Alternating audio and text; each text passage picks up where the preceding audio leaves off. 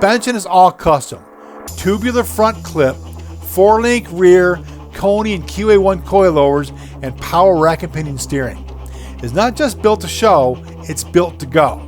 Braking comes from aerospace components discs, while 15-inch weld racing wheels and massive 18.5-inch Hoosiers out back give this car that aggressive, drag-ready stance.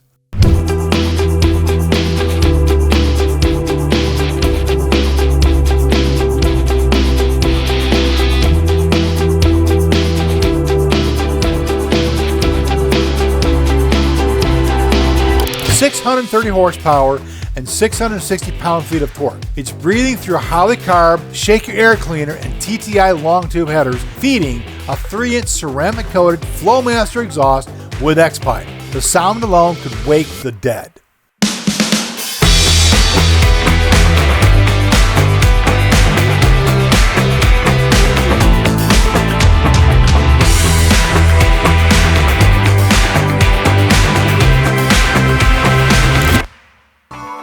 Thanks for riding along. More cool content only on Muscars with Eric.